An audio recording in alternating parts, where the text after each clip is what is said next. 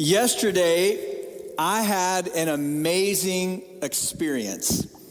My oldest son and I had stopped by Publix to just run in and get a few things. And on our way out, we looked to our left, and there was a table there with two precious little girls manning it and their mothers. And I felt the prompting of the Holy Spirit. And my son felt the prompting of the Holy Spirit. And we made our way over to that table, and there were Thin Mints there. And you guys, I haven't had Thin Mints in like years. I don't know, just like, I don't know, just busyness and like life. And there they were. And there was some other stuff there and some new flavors like s'mores and stuff. I'm not interested in those. And they're telling me about these wonderful cookies. And I, again, just full of the Holy Spirit, I said, and I'm just gonna tell you, I went a little overboard. I got a little caught up in my enthusiasm, and I said, I'll take 4 boxes of the Thin Mints. And this little girl goes, wow! And in that moment, it hit me, like she thinks I am a glutton. Or son, I don't know, like she like literally couldn't contain herself. Wow! And she was so excited. And I'm like, hey, that ain't nothing. I'll be back tomorrow if you're still here. Because I eat Thin Mints by the package, right? I got home, I look at the box. You know what serving size on those Thin Mints is? 4 cookies? That is a joke. I need a serving size that's like 4 boxes, okay? And I mean, this little girl, she was like just blown away. I mean, like, I just could, I mean, it shocked me, you know? And I can just see, literally, 30 years from now, this precious little girl, no doubt, on her way to be the CEO of a Fortune 500 company. I can see her interview. It all started for me back when I was 6 years old, standing outside of a Publix. And I sold a man 4 boxes of Thin Mints. And I knew right then and there, I could sell anything. She had a wow moment. And my son and I got the biggest kick out of that. You know, we've been in a teaching series called Here Comes the Dreamer. And today I am so excited to show you a wow moment. I don't know if you've ever had like a wow moment in your life, a time when something's happened that you didn't expect, or maybe something happened that overwhelmed you in a positive way. But today we're going to see a wow moment in the life of a guy that we've been looking at named Joseph. But up to this point in the story, in his life, we haven't seen really any wow moments, no wow moments that are any good anyway. We've seen a guy who's endured incredible hardship.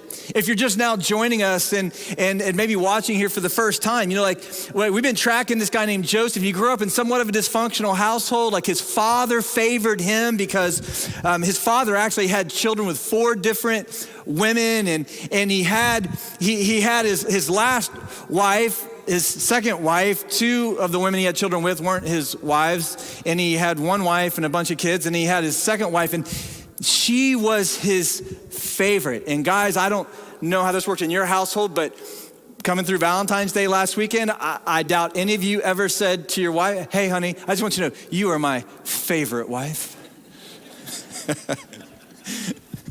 Jacob could actually say that on Valentine's Day. That's how messed up this guy was. And so he had 2 sons with his favorite wife. And the oldest of those 2 sons was Joseph. And he favored Joseph. And he loved on Joseph in ways that he didn't love and care for his other sons. And so there was this like resentment, deep-seated resentment in the other brothers. And Joseph kind of grew up a spoiled brat, to be honest. And he has these dreams about how his family's gonna be bowing down to him one day, and he couldn't wait to tell his brothers, and so he does. And then his father never had Joseph, it seems, doing a lot of manual labor, but he would send him around as the youngest to check up on how all the olders were doing. I mean, you can imagine how that went. And so on one occasion, Jacob, Joseph's dad, sent him to a place called Dothan, which is, we've said, it's like podunk in the middle of nowhere. And he's going to check up on his brothers, and they see him like, oh, well, here comes the dreamer.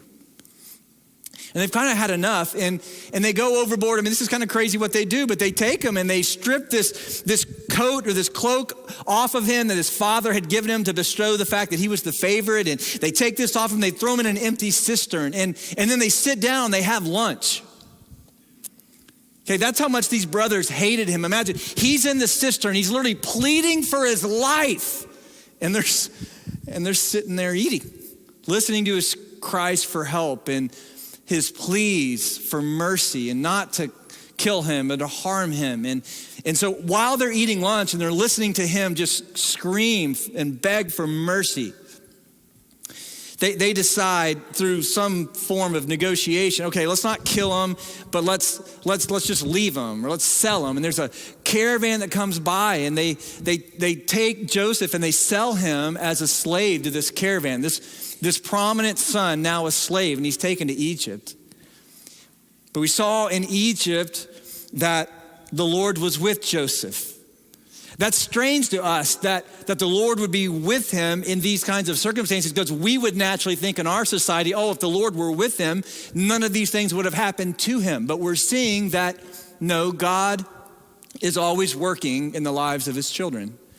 And so God is with Joseph, even in these difficult circumstances, and he becomes a servant in the house of a guy named Potiphar, who was kind of like the military general for all of Egypt, a very prominent man. And Joseph rises to a place of prominence in his house, and he's falsely accused by Potiphar's wife, and he's sent to prison. And he's there in prison, but guess what? There in prison, God is still with him, we are told.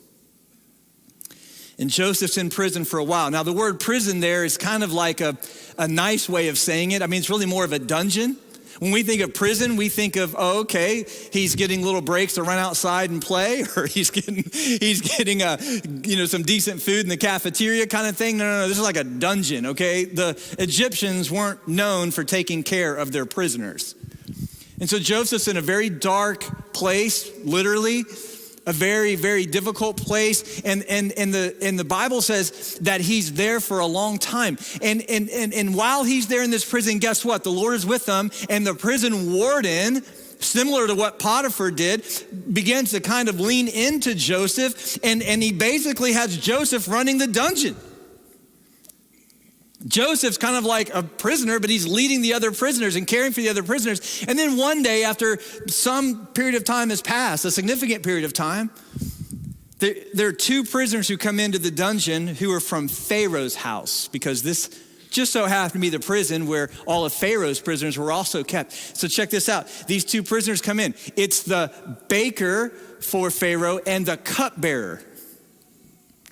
And they come in, and Joseph begins to kind of oversee them. And after some more time passes, Joseph notices one day, I love this, he notices one day that they seem to be a little bit extra anxious and worried. And so Joseph approaches them, and he's like, hey, what's wrong, guys? I notice you're a little down today. Which is funny, because they're in a dungeon. Like, aren't you down every day? But Joseph, was pretty astute, and he's like, hey, what's troubling you? And so check this out. So the cupbearer is like, man, I had this dream last night. It was very troubling to me. And tells him the dream, and Joseph's like, well, I can tell you what that means. Man, in just a few days, Pharaoh's gonna have a birthday, and he's going to do what Egyptians did. He's going to Chuck E. Cheese, right? He's going to have a big party, and he's going to have this party, and he's actually going to invite you to come back to the party, and you're going to be restored. And the baker says, well, that's funny. I also had a very, very powerful dream. And Joseph says, well, tell me. He tells him the dream, and Joseph says, well, I can tell you what that means. Your head is also going to be lifted up off of your body. No, this dude's going to be promoted and restored, and you're going to be killed. You won't survive it. And sure enough, 3 days passed, and that's exactly what happened. And Joseph made one request of the cupbearer who survived. He says, when you get back into Pharaoh's house, would you just tell him about me? Would you let him know what I've done for you? Cupbearer's like, man, no problem. 3 days pass, cupbearer goes to the birthday party. He's restored, and check this out. He totally forgets Joseph. Are you ready for this? 2 full years go by, and the dude never mentions Joseph to Pharaoh. Do you understand? We're flipping through this story on a few pages, and literally as we're turning the pages, years are going by. 2 years go by. And I can't imagine the frustration in Joseph. Can you imagine those initial days? The cupbearer's restored and Joseph's like waiting for the call. All right, maybe couldn't get to it today. Next day, all right. And after a week, after a month, after a year, 2 full years pass. He's still in the dungeon. And then Pharaoh wakes up one morning, having had some dreams of his own. Troubled by them, deeply troubled, the cupbearer learns of this, and he says to the Pharaoh, who, by the way, was viewed as a god by the Egyptians. He's the most powerful man on planet Earth at the time. And the cupbearer, I'm sure, with some measure of fear and trepidation, was like, okay, hey, Mr. Pharaoh, sir, I heard you talking about your dreams. And do you remember a couple years ago? You probably don't remember this. You probably don't. I wouldn't dwell on it. But you sent me to the dungeon for a couple days. It was just a misunderstanding. And while I was there, actually, I met a man. He was a Hebrew who told me about my dreams, and they came to pass. Pharaoh says, well, bring him in.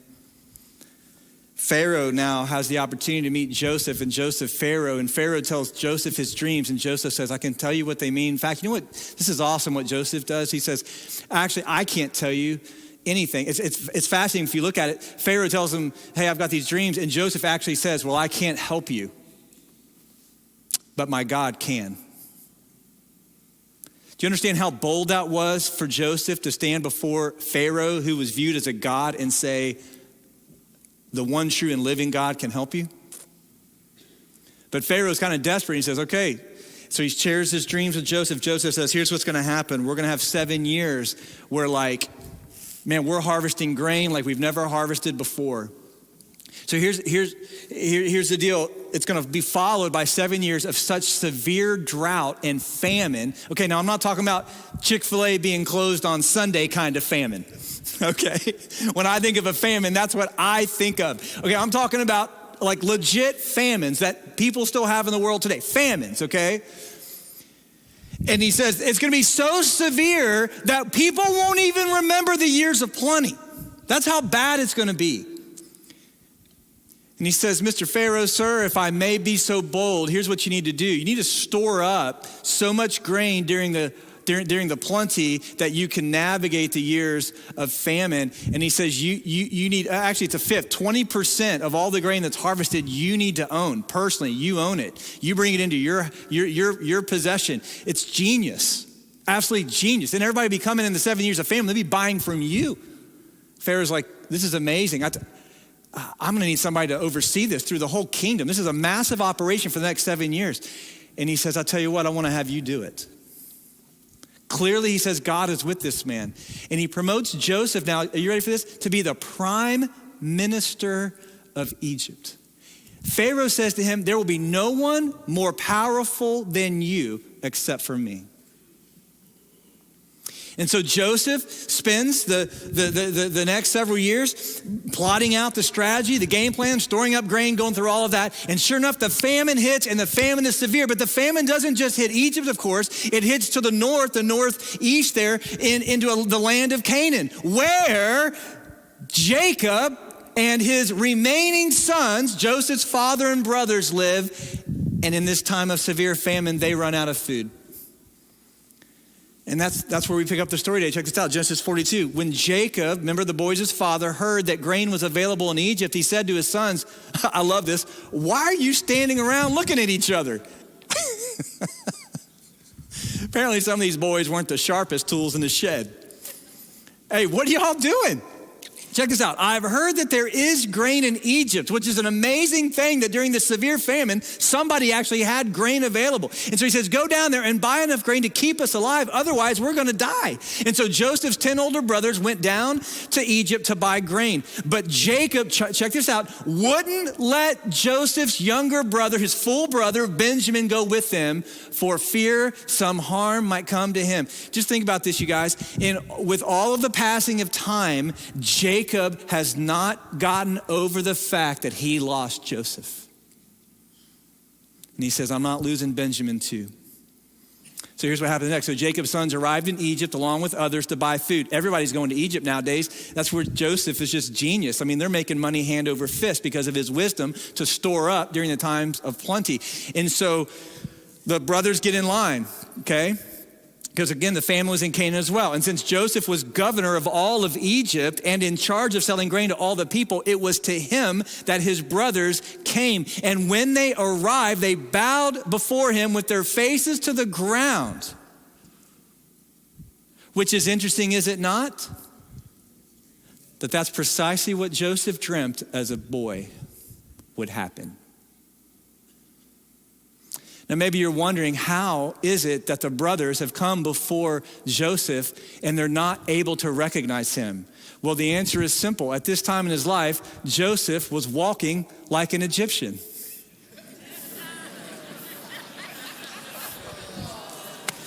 Come on.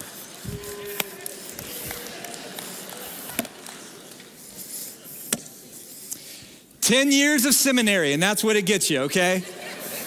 That's why you go to school for this thing, folks." Now, there's been a lot of time that's passed. Think about this, okay? Joseph was somewhere between 16 and 17 years old when his brothers sold him. He's now about 30. Again, we're flipping a few pages in the historical narrative, and as we are, years and years and years are passing. 13, 14 years have passed. Of course they don't recognize Joseph. And so here's what happened. Joseph, again, he's just so brilliant here. His brothers come to him from Canaan. He's like, oh, you guys are spies. And he knows better because he recognized them right away. They didn't look any different. A little bit of age, but he knew them.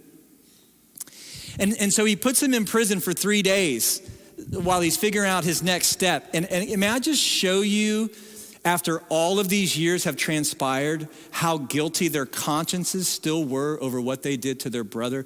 Check this out. Speaking among themselves, now they're in prison in Egypt. They're being accused of something that they know is not true. Funny how the tables have turned. And they said, clearly we are being punished because of what we did to Joseph long ago. Man, isn't that something? They don't know that they just knelt before Joseph at all. They have no idea. But as they're in prison there and they're thinking, okay, man, we could be in a lot of trouble here. What are they contemplating? Oh, you know what? I bet all of this trouble to us in the moment is because of what we did years ago. That was so much an issue for them in the present. Their consciences are so seared and so guilty, and no doubt the consequences of what they did to Joseph, they saw it in their father and his grief, and they saw it in the fact that I'm holding Benjamin close to me. No way I'm letting him travel with you to Egypt. And you get a sense here over the past 13 or 14 years how the ramifications and the consequences of what they did to Joseph are still echoing. I mean, this is crazy. And so Joseph, after 3 days, they get out of prison, and he says, I'll tell you what, he gives them all this grain. He gives them a ton of grain, months worth of grain for them to take home. And he says, because he's inquiring about their family, right? Because he knows it's his brothers. And he's like, is this all of your family? Well, no, he forces them to tell. We have one other brother, the youngest, who's still at home. And says, I'll tell you what, one of you is going to stay here as a prisoner in Egypt, and you're going to go back to Canaan. And if you want to get this brother back, you need to bring the youngest here, because Joseph wanted to see his younger brother. And you know what the genius of Joseph is here? Check this out. He's putting his brothers in the exact same situation they were in when they abandoned him years before. He keeps Simeon, one of the brothers, back. And you know what the other brothers had the opportunity to do? To basically abandon Simeon and just stay in Canaan. Isn't that interesting? Joseph is now testing their character. He's going to see if they've learned anything over the past 13 or 14 years. He's keeping Simeon with him, telling him, if you want to get this guy back, you've got to bring your youngest brother here because I want to meet your youngest brother. And he's putting them in the exact same situation they were in when they left Joseph in that cistern and sold him as a slave. They can get out of coming back. They can get out of it. They just go home and tell Jacob, hey, we lost Simeon. They can tell some story. And so they go home to Jacob and they say, Father, Simeon was retained. They actually tell their father the truth this time. And they say, we've got to take Benjamin back to Egypt so that we can bring Simeon home. And may I show you Jacob's response here? Check this out. Jacob says, my son will not go down with you. His brother Joseph is dead, and he is all I have left. Well, that's interesting because he had 10 other sons. And then he says this, if anything should happen to him on your journey, you would send this grieving, white-haired man to his grave. We're going to see some growth in the brothers. We're going to see a lot of growth in Joseph. I'm not sure we see a ton in Jacob. It's kind of sad, isn't it? But you see here after 13 or 14 years, he's still not over what happened to Joseph. And now he's relocated his identity from Joseph to Benjamin. And he's not going to let anything happen to Benjamin. But here's what happened next. Check this out. But the famine continues to ravage the land of Canaan. They got through with the grain that Joseph had sold to them for many months. But when the grain that they had bought from Egypt was almost gone, Jacob said to his sons, you're going to have to go back and buy us a little more food. We're not going to survive this. The famine is persisting longer than we thought. And Judah says, check out Judah, okay? One of the leaders here, one of the ringleaders for Joseph, by the way, for the selling of Joseph. He says, this man was serious when he warned us, you won't see my face again unless your youngest brother is with you. And if you send Benjamin with us, we will go down and we will buy more food. He's like, Father, you got to let us go with Benjamin. But if you don't let Benjamin go, we won't go either. Remember, the man said, you won't see my face again unless your brother is with you. Jacob says this, why are you so cruel to me? Why did you tell him that you had another brother? And he says, well, the man kept asking us questions about our family. He asked, is your father still alive and do you have another brother? And so we answered his questions. Again, Joseph knew it was them. And so he says, how could we know that he would say, bring your brother here?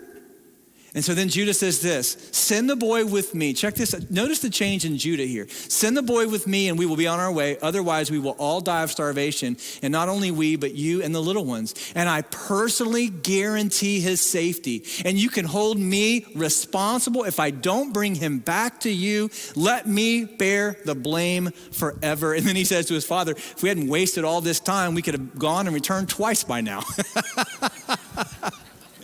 So you get a sense here that this conversation's happening probably over the course of like at least weeks, probably months.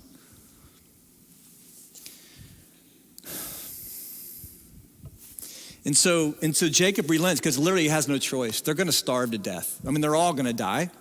Or he takes the risk and he sends Benjamin with the brothers to get more grain. And so that's what happens. They go back to Egypt and they go back before Joseph. And again, Joseph's genius here is just on full display. They get back and they get the grain and Joseph says to his lead servant, he says, here's my personal silver cup that I use to drink from. He says, I want you to put this in the youngest bag and make sure nobody sees you. Put it in there, and then as they leave to go back to Canaan, I want you to stop them and see if they've stolen anything. And then when you discover this silver cup that you planted, then I want you to bring the youngest brother back to me. He sets him up. So they head out. They're stopped. They're searched. The brother's like, man, we would never take anything. Like, we would never do anything. And he's like, all right, well, let me just double check your stuff. Searches all their bags, gets the youngest. Sure enough, why would you steal this from Joseph? You need to go back. And Joseph retains Benjamin. And then Judah steps forward. Now I just want you to see again the growth in Judah, okay? Because check this out. This is the guy who was the ringleader over lunch when Joseph was begging for mercy, who said, we're gonna sell the kid. And look at what Judah steps forward now. Remember the promise he made to his father? He says this to Joseph. He says, now my Lord, you don't understand. I cannot go back to my father without this boy. Our father's life is bound up in the boy's life.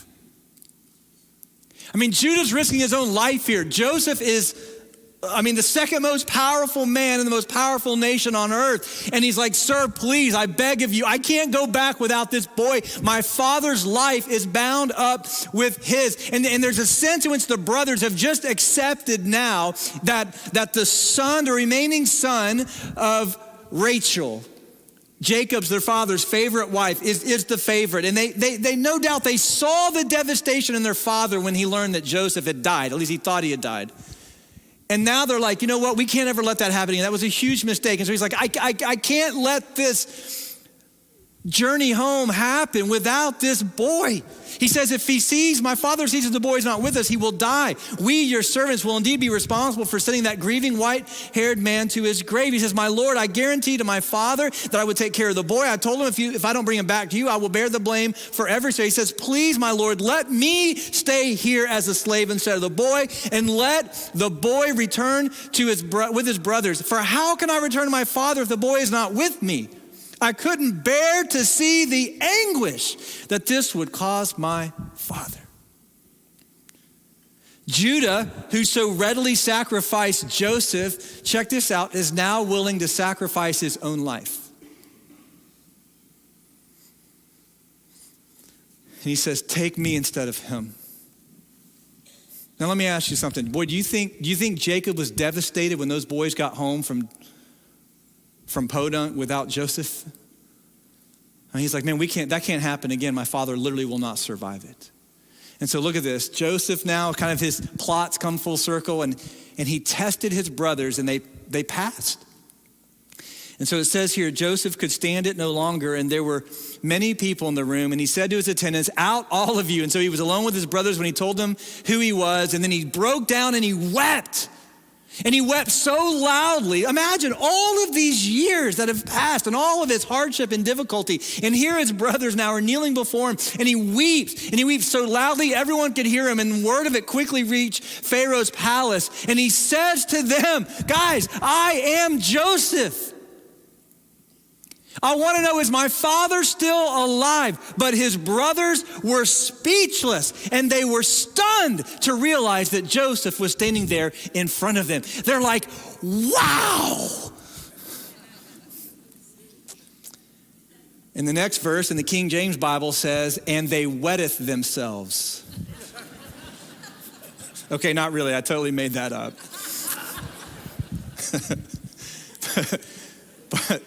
But here's the thing, man, they are like paralyzed. Because we've already seen their guilty consciences, and now, without question, they're like, this is the end of us. Sure enough, this dreamer's dreams have come true. And he could have immediately have them impaled, just like the baker was. They're speechless, you guys, speechless. Paralyzed, terrified now. But look at what happens next. Please, this is a wow moment. Please come closer, he says to them. And so they came closer, and he said, listen, I am Joseph, your brother, whom you sold into slavery in Egypt. But then check this out. Here's your wow moment now. But don't be upset and don't be angry with yourselves for selling me to this place. It was God who sent me here ahead of you to preserve your lives. You see, this famine that has ravaged the land for 2 years will last 5 more, and there will be neither plowing nor harvesting. But God has sent me ahead of you, and your families to keep you alive and to preserve many survivors. Look at this. So it was God who sent me here and not you. And he is the one who made me an advisor to Pharaoh, the manager of his entire palace and the governor of all Egypt. And so hurry back to my father and tell him, this is what your son Joseph says. God has made me master of the land of Egypt. And so come down to me immediately. You can live in the region of Goshen. You can be near me with all of your children and your grandchildren, your flocks and your herds and everything you own, and I will take care of you there, for there are still 5 years of famine ahead of us. Otherwise, you, your household, and all your animals will starve. So come on, I'm going to take care of you. And I am just blown away by the growth in Joseph,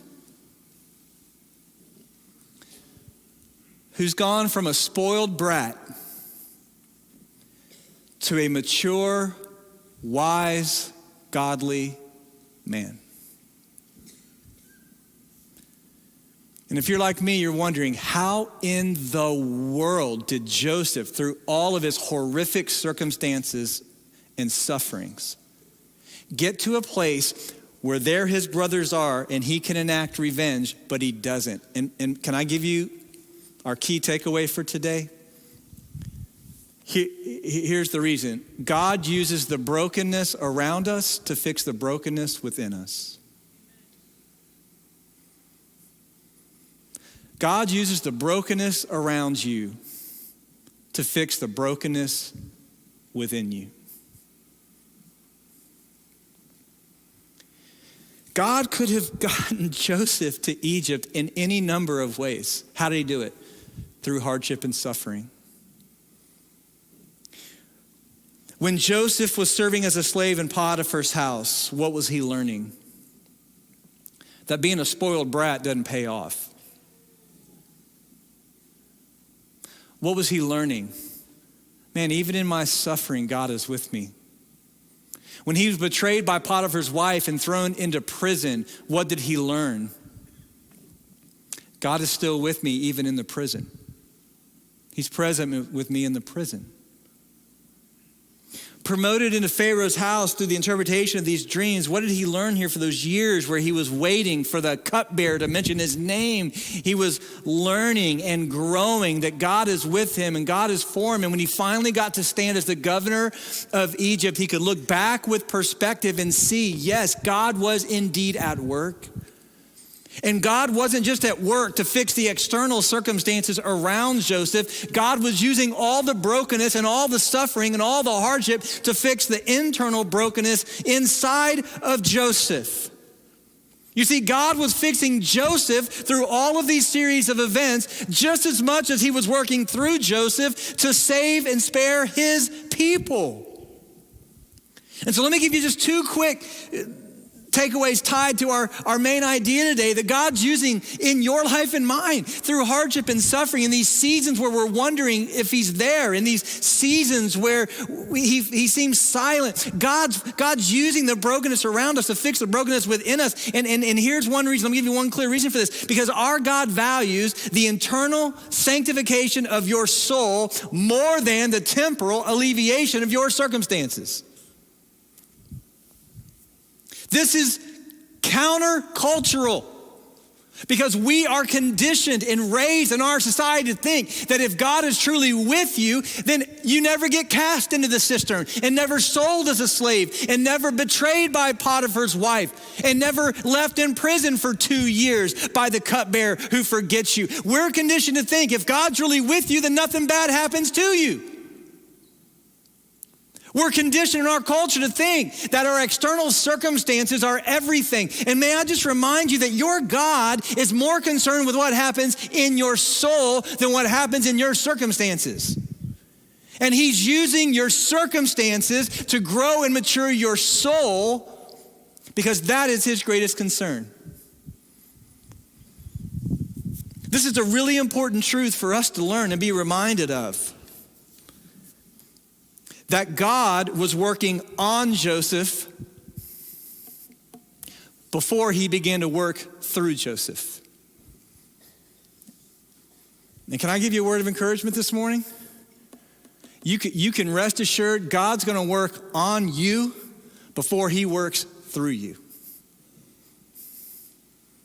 You say, how's God going to work on me? And how's God going to work in me? I'll tell you how he's going to do it. Through some seasons of difficulty and trial. There'll be seasons of blessing and encouragement. But you know what's true of life? We grow more in the strain and the stretching of suffering than we do the joy and the pleasures of everything going our way. And we have to be reminded today that God uses the brokenness around us to fix the brokenness within us. And even when it seems like our lives are falling apart, no, God is with us and he's working on us and he's working in us so that in the days to come, he can work through us. Let me give you a couple of scriptures here. James 1, check this out. This is why James says, this doesn't make sense to the American mindset. That's why we need to be, following stories like Joseph's story to see how God works through human history. Look at what James says. This doesn't make sense to us, but it's true. Dear brothers and sisters, when troubles of any kind come your way, consider it an opportunity for great joy. Not the individual troubles themselves, but what they present to you in terms of your own growth and maturation. It's an opportunity for joy, for you know that when your faith is tested, your endurance has a chance to grow. And so let it grow, for when your endurance is fully developed, you will be perfect and complete, needing nothing. Say, how do I get to a place in my life where I'm mature and complete? I'll tell you how you get there. You're gonna have to go through some seasons of trial and testing. God's gonna have to stretch your faith. God's gonna have to grow you and mature you. God's gonna use the external brokenness around you to fix the internal brokenness within you through the power of his Spirit, and he's gonna work in you and on you before he works through you. And that's okay. 1 Peter 1, 6 and 7, check this out. Peter says, so be glad. There's a wonderful joy ahead, even though you must endure many trials just for a little while. And these trials will show that your faith is genuine. It's being tested as fire tests and purifies gold. Through your faith, though your faith is more precious than mere gold, so when your faith remains strong through many trials, it will bring you much praise and glory and honor on the day when Jesus Christ is revealed to the whole world. What is God doing? He's conforming you to the image of his Son. He's preparing you for glory. It's okay when you find yourself in a time of suffering, a time of stretching. It's okay when you're going through a time where, like Joseph, maybe you're asking for months or even years. Okay, God, are you there? Are you with me? It's okay. God is for you. God is with you, and he's working in you, and he's working on you so that he can eventually work through you, because he values the internal sanctification of your soul more than just the temporal alleviation of your circumstances, because that maturing of your soul will echo into eternity. Your circumstances will not. No, God is working and you're waiting. His silence is not his absence. He's present in the prison. All of these things we've seen. Now we get to the wow moment where look at Joseph. He's no longer the bratty little snotty kid. What a powerful contrast we see. Listen to me very carefully. Between the Joseph standing in front of his brothers as his dreams are fulfilled, and the Joseph who stood in front of his brothers as his dreams were flaunted. Two different men. How did Joseph get from A to B? Through hardship and suffering. God used those external circumstances around him to fix the internal brokenness within him, and we see God working in a powerful way. Listen, take it from me. When you work out, when you hit the iron, as you can see that I do on a regular basis, in between those thin mints, baby. All right? What happened? Okay, I have lifted weights from time to time. I'm trying to get to 100 pounds on my bench press. Okay, so listen, what happens when you work out and you leave the gym feeling weaker? But you're not getting weaker. You're getting stronger. The straining of those muscles, the tearing of those muscles, no, you're getting stronger. It didn't feel like you're getting stronger. And you know what was happening to Joseph as he waited those 2 years in prison? You know what was happening to Joseph as he went to prison initially after being falsely accused by Potiphar's wife? You know what happened to Joseph when he was serving as a slave in Potiphar's house? You know what happened to Joseph there? God was straining him and stretching him and preparing him for something great. He was getting stronger. He was allowing the brokenness around Joseph to fix the brokenness within Joseph, and that's exactly what happened. And so we need to understand, listen, that God values the internal sanctification of your soul more than the external alleviation of your circumstance. And then lastly, quickly listen, God moves us from bitterness to forgiveness when we see and believe that he is always with us. So how do I get to a place today? Maybe it's going to be tomorrow. Maybe it's going to be next week, next month. Where we're facing a trial or a circumstance that's incredibly difficult. How can we get to a place where we're not bitter? Where when it's required, we can show this kind of forgiveness and perspective. We can press on even when it's hard. How do we get to that place? Listen to me very, very carefully. You have to believe with all of your heart that God is with you. Because he is. Do you believe that today? He is. And you know why I believe we see this growth in Joseph? Because he started living like a man who knew that God was with him. That's what you see in him. That's what he says to his brothers. Fellas, I know you think I'm going to enact revenge. We're going to see next week as we wrap up this teaching series. They're still fearful that he's going to take revenge on them. But he's like, hey, I get it. But let me tell you guys, it wasn't you that ultimately sent me here. It was God. How did he get there? Well, God was using the brokenness around him to fix the brokenness within him. And then as God, through his Spirit, is fixing Joseph, Joseph comes to know and believe with all of his heart through all the ups and especially the downs, my God is with me. So I can forgive. I can turn the sins of my brothers over to God. I can turn the betrayal of Potiphar's wife over to God. I can turn the forgetfulness of the cupbearer over to God. My life is his. And I believe with all of my heart today that if you will believe with all of your heart that God is with you in all times, in all places, in all circumstances, it will radically change your life, your growth, your maturity. Because that's the most powerful truth in all the world, to know he's. How do we know he's with us? Well, you know why? Because he sent his son to die for our sins, our brokenness. Jesus rose from the dead and he conquered sin in us and hell and eternal separation from God. He has freed us from our brokenness and our sin. And if you look to Jesus today, he will save you, forgive you, restore you. And you can know forever and ever and ever that God is with you.